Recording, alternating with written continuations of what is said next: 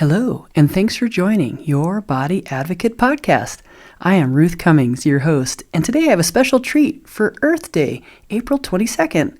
Today we're talking to my friend Amber Peoples, and we're going to talk about how we resonate with the earth, how our body resonates with the earth, and how the earth resonates with our body. It's a fascinating conversation. I hope you enjoy it. Let's take a deep breath to relax. Ready?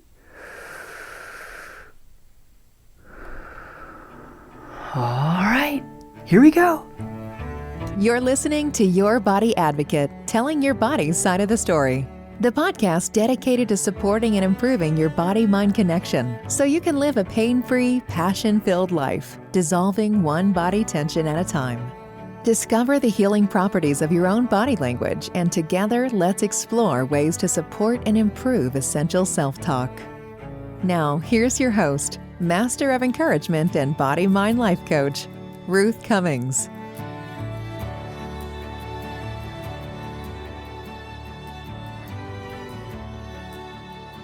Hello, everybody. Thanks for joining us on Your Body Advocate podcast. I am Ruth Cummings, your host, and today we have Amber Peoples. I'm going to read her bio for us. Amber Peoples is an earth relationship coach and a copywriter who creates experiences and messages to nurture connections with the planet. She welcomes the artist and scientist inside everyone to design solutions for our beautiful yet messy relationship with the earth. Amber exemplifies that the next amazing idea can come from anywhere at any age.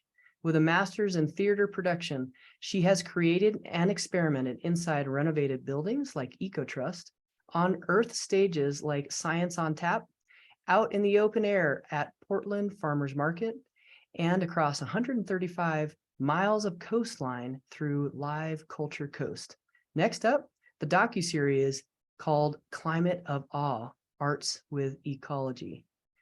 Thank you, Amber. Thank you for being with us. I'm so glad to have you here. It's taken months, and I'm glad to have that we're finally doing this. So welcome. Oh, I'm so delighted to be here. Thank you so much, Ruth. I appreciate your energy and all that you bring to the world.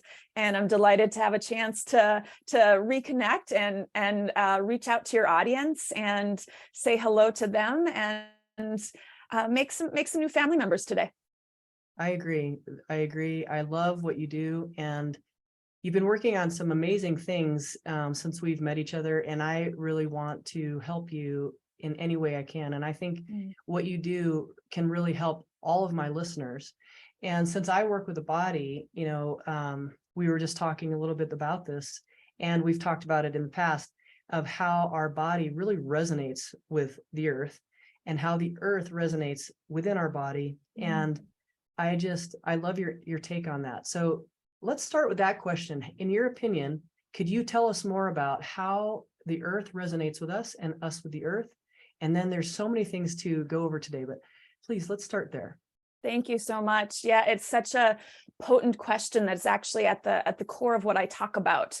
And to simplify it as much as possible, it's actually the name of the organization that I run, which is called Earth Relationship. And it is about this concept that is ancient. It goes back to the Celtic Druids, to Australian Aboriginals, to the first peoples of the Americas. The Lakota people summarize it very well in when they say Mataquiasin, which means we are all related. But then we can fast forward to Shakespeare, who says, "One touch of nature makes the whole world kin." Well, kin is not a word we use too often anymore, but there's actually a woman, Robin Wall Kimmerer, who's trying to bring it back. And she's bringing it back in a really interesting way when she's asking us, pronouns, of course, are a big deal right now. And she's asking us to replace the pronoun it when we're talking about specifically nature's objects. And even the word objects, she would probably be like, she'd correct me and be like, oh, let's not use that word either. But let's move it from it to the word kin, actually using the pronoun kin to describe a plant, an animal, the air, a mountain. So it's this idea that we are all related just as much as I am related and of my body, of the body of my mother and my father and my grandparents, and going farther and farther back. We can definitely trace that through humanity. And there's so much that's done about that in biology and medical and medicines in regards to tracing our human history. But this idea of earth relationship is acknowledging that our body is from this planet and is connected intrinsically to this planet in a way that there's actually no way to just pluck something out and put something back in like you would with a clock. It's all interconnected. And so the best way we can do that, starting out, if you're listening to me and going, what the heck is she even talking about? This sounds like a bunch of jambalaya, for lack of a better term, is going through our body. Like if you just go outside, especially in the United States, we are very indoor creatures. There are lots of cultures throughout the world that have housing that is indoor-outdoor living. But here specifically in the United States, a lot of indoor living. So simply going outside wherever you have access to that and being still for a moment is a great place to start. And just tune into your senses. What do you see? What do you hear? What do you feel? If you're brave enough, what do you taste? That is the way that we start. The verb I like to use is listen. As humans, we tend to think that listening is through our ears only, but I'm sure one of the things that you advocate with your audience members is how we really listen with our body. And that is so fundamental with the planet, is how do we listen from our body? And that's how we then start to find connections in other places that are maybe more considered existential or even sacred or scientific on the other realm of the spectrum. But this idea of relating with the earth, with being in kinship with the earth, starts with our body first and foremost, because our bodies come from the earth and will return to the earth. I love that. That's definitely one of the main questions I ask people: how to listen. Are they listening to their body? And it's, it is so important to be able to, I agree with you, not listen with your ears. We're listening with your whole spirit, with your whole body, with your whole temple. There's so many rhythms coming at us, some of them good, some of them not so good, but the rhythms, a lot of them come from the earth. And, I was a drummer for most of my life. I still am, but for years, it was hours and hours per day. And I didn't realize how that rhythm and learning rhythm was about to totally envelop my world in my career forever. But I think many of us, we hear these rhythms and we hear what our bodies are saying, and we ignore it and we ignore it and we ignore it. And now, there's so much more disease than there has been in many decades, and a lot of problems in many areas. But I wanted to continue with I'm very curious. Tell me about, you have this new quiz that you have. It's it's amazing. You've been working on it for so long. Tell us all about that. I'm going to be quiet. Please tell us about that quiz. Yeah, thank you. It's so exciting to have it out in the world and have people taking it and getting feedback and learning about themselves. It's built on a structure, once again, relating to this idea of earth relationship. And I love that you use the word rhythm, because that's another really great way to describe what it is that I created, that you get the results through the quiz. So I've through a lot of research, I've developed these 5 earth relationship types, and they do fit on a spectrum, similar to like a rainbow has the spectrum of colors. Now, of course, there is variation. Like, how do we really know orange is orange and not salmon colored? Or going the other direction towards green, what would that be? No, orange goes into yellow, so that would be salmon, or red. Or if we're looking between blue and purple, where is the actual designation? So of course there's wiggle room here, but you're looking for kind of what is that first hit with any quiz. It's just your first hit. It's your first mental model that you have for yourself as you're answering these questions. So it's simply a place to start.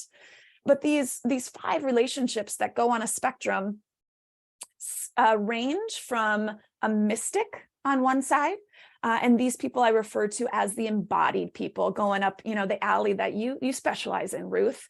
These are people that really focus on the experience of relationship. You may look at Sufis who have their spinning dances. You may have Buddhists who have their meditation practices. You may have Christians that have their sacrament of communion. But what's so important about the mystics is that it is a fully embodied rhythmic experience that trying to actually use language is really hard to do. It's this pale comparison to the reality of that. But yet there's still rhythms in the other four relationships as well. The next one we have on the spectrum is an artist person, and I call them the metaphor, because as they relate to life, they see things in metaphors. They see symbols, a lot of symbols in whatever they do. And this is definitely me. This is why I've chosen to do, a film project. This is why I chose to create a festival called Live Culture Coast. This is why I ended up creating this quiz. It's really just a big symbol. It's the reason I'm a copywriter, when I'm using my words with language and symbols to help people see things in a new way. And so artists have a rhythm, but it is with this metaphor that they're experiencing the world through, and thus the earth as well. And then we get to the people in the ecotone. And an ecotone is an ecological term that is used to describe where two ecosystems meet. It could be a meadow and a forest. It could be an ocean and a coastline. But if you think about those places like a coastline where the continent and ocean meet, it is vibrant. It is diverse. Like just walking along a coastline for an hour, you just feel so energized. And all the animals and plants that live in both ecosystems show up there, plus ones that can only live right there in that in-between place. And so these people I refer to as designers. I also refer to as weavers. And their rhythm is about finding these middle grounds, these in-between places. And so their brains are constantly seeking out that way to bring people together, to bring ideas together, to bring, to bridge a gap. They see gaps and they want to fill them and bridge them. And so that's the rhythm that they're seeing the world with, they're experiencing the world with. And then we start getting into, if we have mystics on one end that struggle with language, we get closer to language as we go down. And now we get to the people that I call my network people. And these are ecologists and economists that really see the world as this intricate, interwoven network. But it's rather than like a tapestry, it's more like nodules that are connected. And so they could map it out. And that's how we're getting closer to language now, because we're getting to maps and mapping it out and having points that you can land on at those nodules. And so these are going to be the people that really live up to a scientific theory called the systems view of life, which is this idea of scientifically proving how we're all interconnected. And then finally, we get to the group that I call my molecular people. And these people love to just go down the deep atom level, molecular level of understanding. So these people love language. They love mathematical equations. They love precision. So their rhythm, their relationship, their way of being family is to actually give you these really precise ways of doing things. And so what's interesting across the spectrum is that they all have a rhythm to them, but they are expressed very differently. And so it's honoring that about ourselves, that the earth is really in some ways so inconceivable about how it works. No matter how much we're trying to understand it, there's still so much that we have to admit we don't know. Like, do we really know how gravity works? Do we really know how time works? We really don't. But I bet we have some mystics who can give you an experience to be with it, or scientists that are working really hard on equations to be able to help it. But even at like the scientist realm, we're starting to realize quantum physics makes sense on its own. Relativity makes sense on its own. When you put it together, they don't make sense. And so it's across the spectrum of ways of communicating with the earth, similar to love languages. We all, according to the theory, there's these kind of 5 ways we can encapsulate love, both in how we want to give it and receive it. And so I'm looking at these earth relationships as these different perspectives we have as humans on the world, and how if we show up in full presence of that, we can truly show up in connection with one another. And when I say one another, I mean individual humans with the planet, with the earth, with the what we refer to as either beyond human or more than human aspects of the world when we're talking about plants and animals.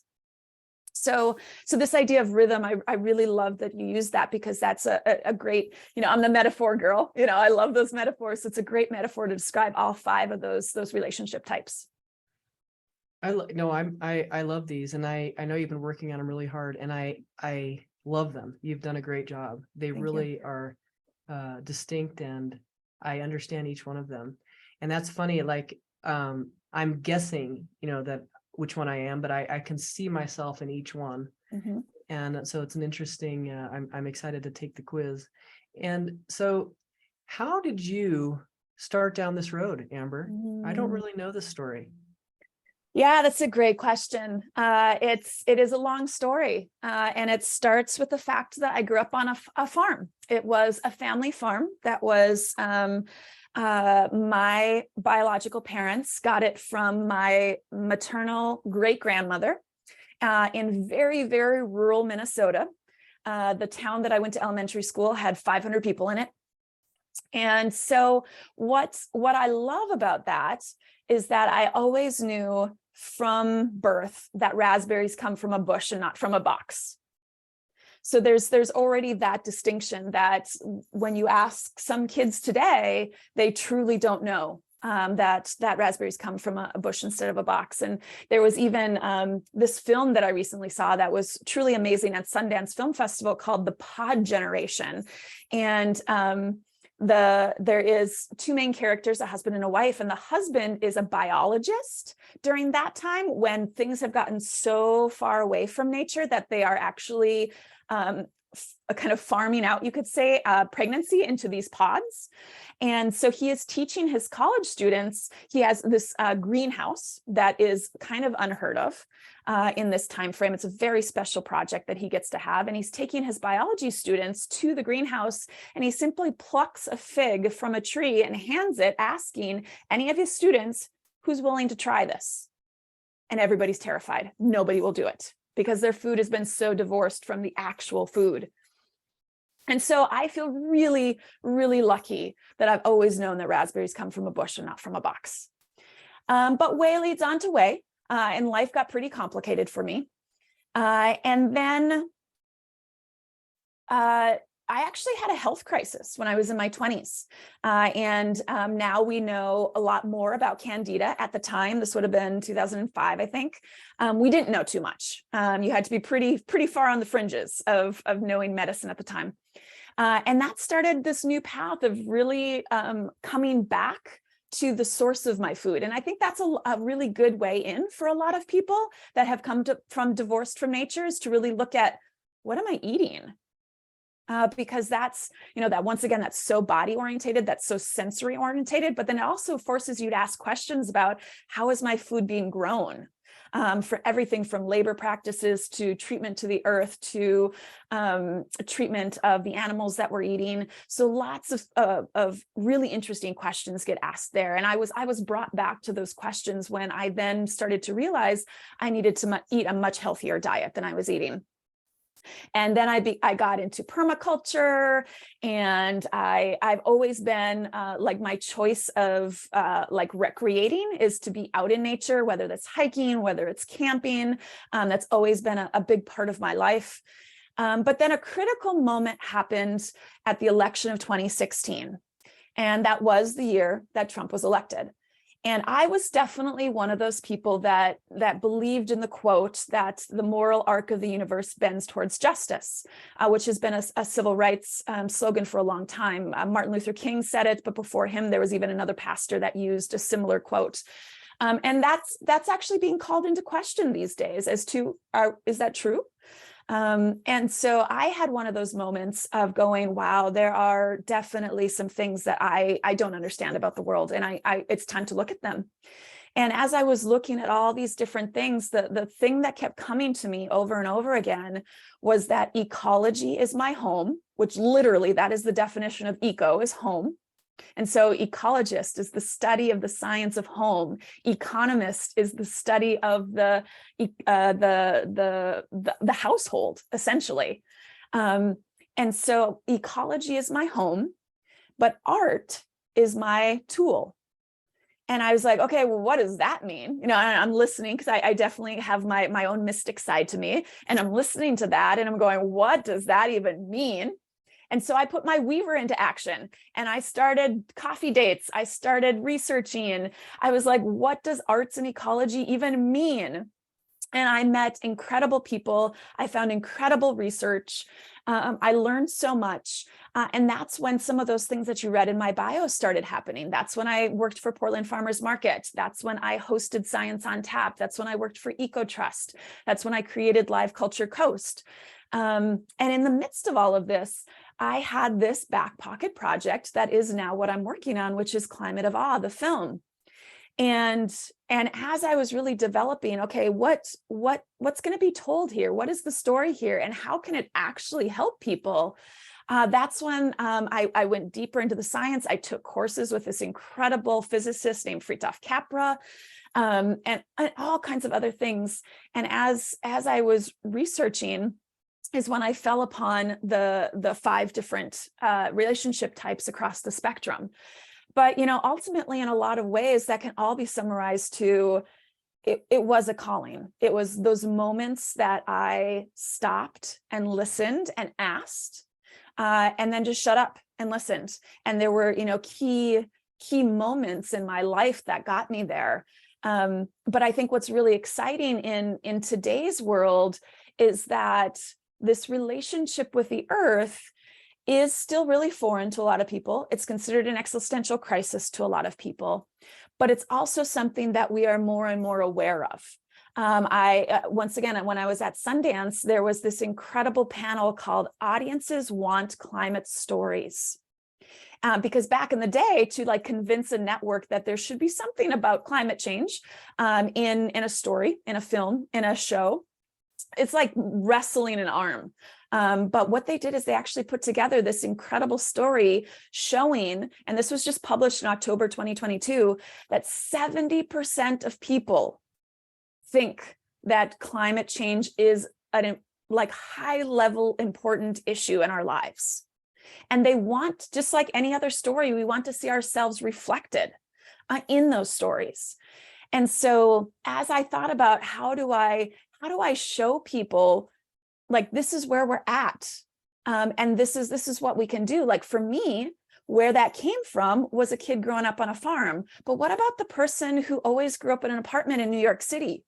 Or what about the person who grew up running around an industrial complex in Detroit? Or what about the person who inherited a yoga studio in Puerto Rico and is trying to figure out what to do now, but they've never really had the training to do that? And so to me, it became really important to figure out, how do we welcome everybody into this conversation? More and more people want to be a part of the conversation, but don't necessarily have an inroad in. And so my hope with Earth Relationship and the projects that I'm creating out of it is simply the verb welcome. Welcome to the conversation. Welcome to your relationship with the earth. Here's a map. You might want to change your shoes, but it's up to you. Here's some places you can go check out. Like, go check out my friend Metza. He's got some great resources. Go check out this really incredible podcast that I can suggest called All My Relations, that is put together by 2 young Indigenous women. And on the list goes, is I really do feel like the role that I serve is this place of welcome. Raspberries come from a bush, not from a box. I love all that. That's my question for you now, because I love what you're saying, and I'm going to bring this back to where do you think we find earth in our body? Mm-hmm. Yeah, what's interesting is my head goes to the earth relationships and how each 5 of them would answer that question differently. Like the scientists might talk about, the iron from the stars or the carbon from the plants, or, might break it down into those elements. And I want to honor those people that's where they need to connect to. Or we might look at the mystics who, like I work with Kundalini energy personally. And in order to experience that, what is referred to as vital life force energy, which where else does that come from but from our place on the planet? I have to be in a place of being attuned to my body, specifically my central spinal channel. And it's actually this energy that I feel like moves up and down that channel. And in that way, I get either revelations about the earth, or I feel connected with the larger energy that is the earth. Like James Lovelock was a scientist, probably more along the ecologist side of things, where he came up with the Gaia theory, about how really, the planet is one big organism, and we as humans are actually just like a component of that. Like our cells would have, their atoms and the eons and the mitochondria and all the other things. When I'm into that place of Kundalini, I'm feeling it in my body, that energy, but it's reminding me that I am just the mitochondria in the larger cell that is the earth. If I was looking at it from more of that weaver, that ecotone kind of view, these people they're more practical. They're like, let's get our hands in the dirt. Let's build a community garden. Let's feed some people. And so when they're talking about their relationship with the earth and their body, it's going to be through using your body to create action, and oftentimes a very practical, tactical action that noticeonly makes a difference for people. And so I just want to honor that answer is so important. And it also, once again, wanting to welcome people into that conversation, I want to make sure that I look at the spectrum of ways it can be answered. Oh, you are muted, my friend. Sorry about that. Thank you. My next question then is like, and you were answering this the whole time, but for someone who wants to become part of this conversation and wants to know how to be a better kin to this planet and to the people around them, I have a weekly kindness challenge, and I've been doing it for over a year. I'm just trying to remind people what little things they can do to be kind to their brothers and sisters, but also just to the world. And so since this is going to air on Earth Day, and though we're recording it first, this is it's a special edition of our podcast.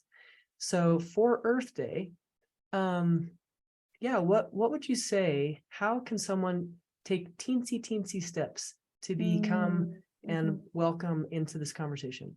Yeah, I would say, so there's a couple things that I would suggest. And one, I think we talked about it earlier, simply go outside, and don't go outside to take.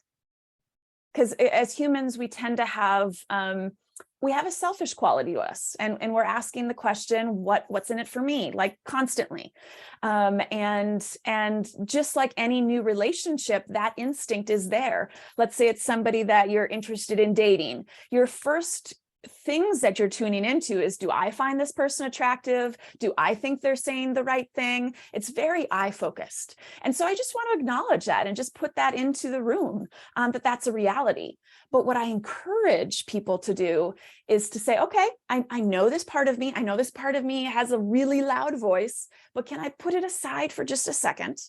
And can I go outside into nature and whatever access people have for that and receive?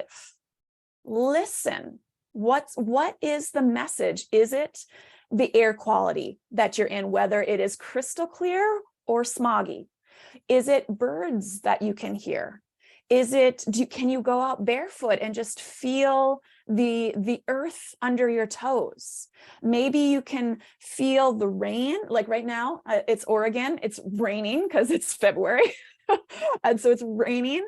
Maybe I feel that. And like, how can you just feel that for 30 seconds rather than like wanting to huddle away from it? Or if you are fortunate to be somewhere where it's gorgeously sunny right now, how can you just soak that in? So I think that that first thing is, how can we go and meet nature as its own entity and not just something that we can take from, that we can exploit, but to really start a relationship. Like if we were to go on that first date with that person that we're interested in, we would start looking and listening for things about that other person that we could, like maybe it's the text that you're going to send them after the date about something you talked about and you know they'll be interested in it, or you're thinking about, like, if it goes well and you're thinking about a second date, maybe you go research some things that they mentioned that they like to do, and you're like, hey, here's a suggestion that we go do because I know you're interested in it and I'm willing to give it a shot. And so kind of getting to that phase of being willing to just listen and take it in, I think is so critical as a starting point. I love that, to see it like as a relationship, because like as an actual, human relationship, because it does matter to see the other person's or other entities, needs. And, and I agree, like not just to take, don't just go out and, do a sun tanning, but recognize how the sun is so amazing and how it, helps everything that is around us. I love feeling the sun, especially when I don't feel well, how it heals and things like that. But, such great information today on Earth Day today. What are some final thoughts that you would like people to walk away with on Earth Day? What would you offer as some final thoughts about Earth Day? Yeah, and actually where I go back to is often a place where conversations like this start, which is an acknowledgement. The term that is used more and more recently is a land acknowledgement, but we're starting to realize that that's not enough if there's not action behind it. Yes, it's fantastic to acknowledge the indigenous peoples and wherever you are, because that puts them in the forefront. Once again, it's putting yourself not quite, at the top of whatever pyramid you're on, but acknowledging that we are a guest in wherever we're located. So that is super important. But what we're realizing is that can be just performative if we're not actually doing something about it. So there is a quote from the company I used to work for, Ecotrust, that I would just be honored to share with everybody, and to even see, Ruth, what you think about, like when you hear these words that I'm about to quote, like what's the response you have to it, and how, as you think of Earth Day and your relationship with the earth, how could you take this in for what you think is the next step? So here goes the quote.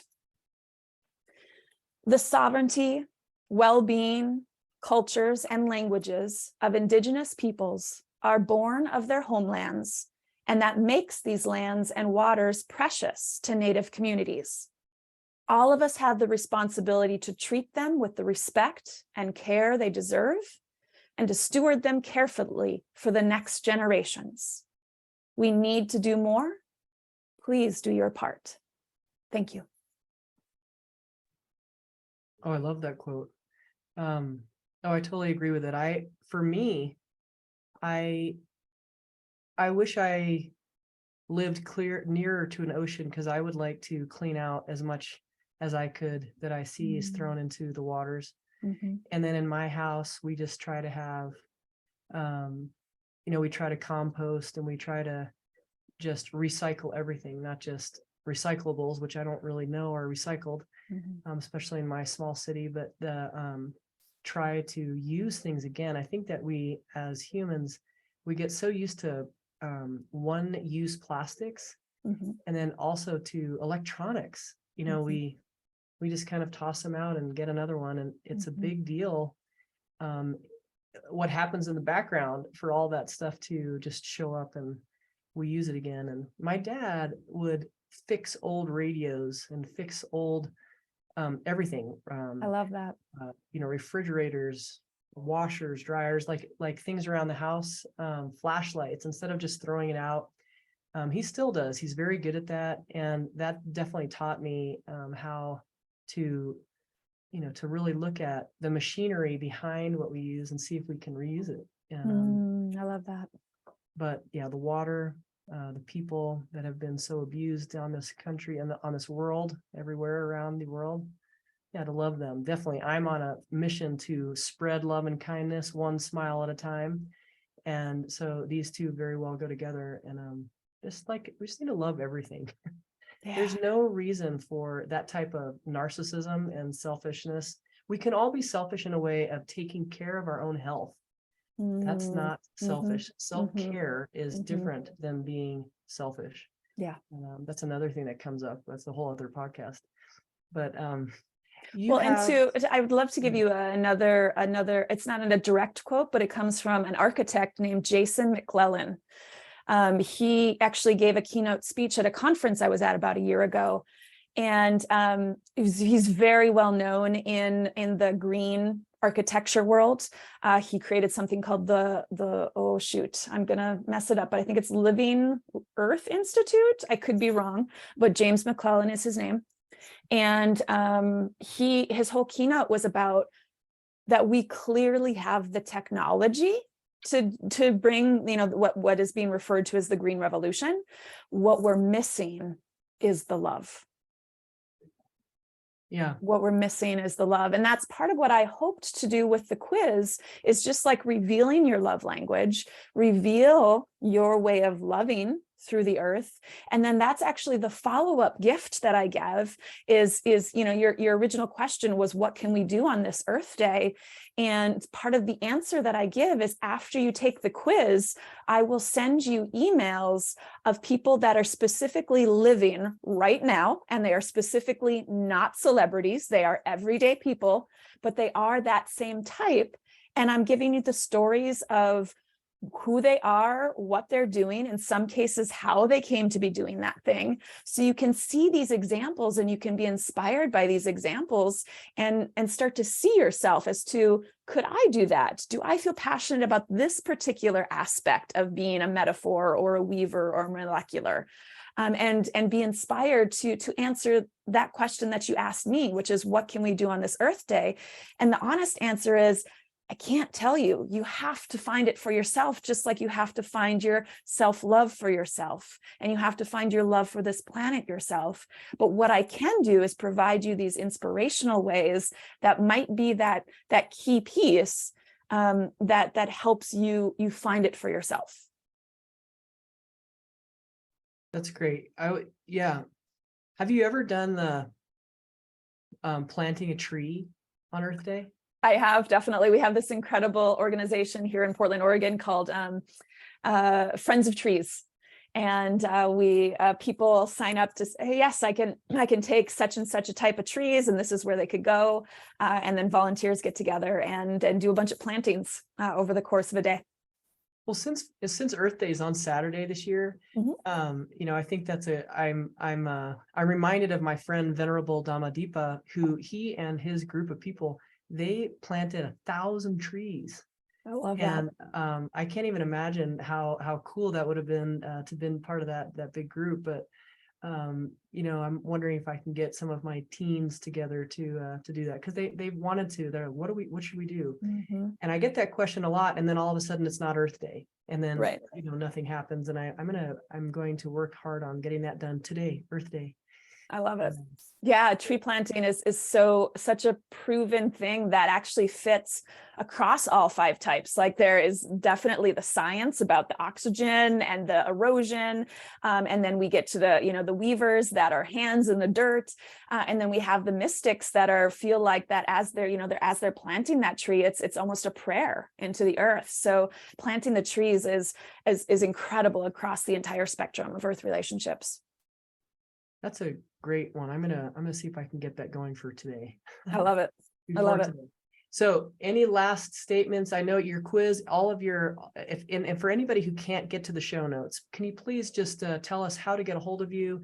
What socials are you on, and how do they find the quiz? If you could just speak it. And those of you who have the show notes, it is below how to find Amber and all of her socials and how to get a hold of her and get the quiz. But could you just mention those, please, Amber? Yeah, happy to. So everything is under the name Earth Relationship. So the website is earthrelationship.com. The two main socials that I'm on are Facebook and Instagram. And those are under also, if you just type in Earth Relationship into your search bar, you'll find it that way. So yes, that is the easiest way to either do a Google search or a social media search is simply through the term Earth Relationship. And then through the quiz, you will find that on the homepage of the website. So just earthrelationship.com. It's right there. First thing you see on your screen, there's a button to click that will send you on your way. And right now, the quiz that I have is geared towards teens and adults. It's 13 on up. Down the future, I hope to also create one for kids. It's a little bit more tricky with kids because there's some protections around marketing to kids, which is absolutely fantastic. I love those things, but I just want to make sure that I honor those when I create that for them. So right now, that quiz is focused on supporting people that are 13 and up. Excellent. Amber, it's been so fun talking to you. I love this information. Great job on all your work on it. And I hope to see and maybe do another podcast in the future. Sounds amazing. I would love that. Okay, excellent. So thank you so much today, and we will talk to you soon. Everybody, thanks for listening, and we will see you next time. Bye-bye. Thank you for listening to Your Body Advocate with Ruth Cummings. We're so glad you've joined us today and truly believe you can live a pain-free, passion-filled life. To connect with Ruth, work with Ruth, or to grab your free ebook, go to ruthcummings.com. We'd love to hear from you. Don't forget to rate, review, and subscribe so you don't miss our next episode. Until next time, friends, be open, include the unincluded, think outside the box, and spread love and kindness one smile at a time.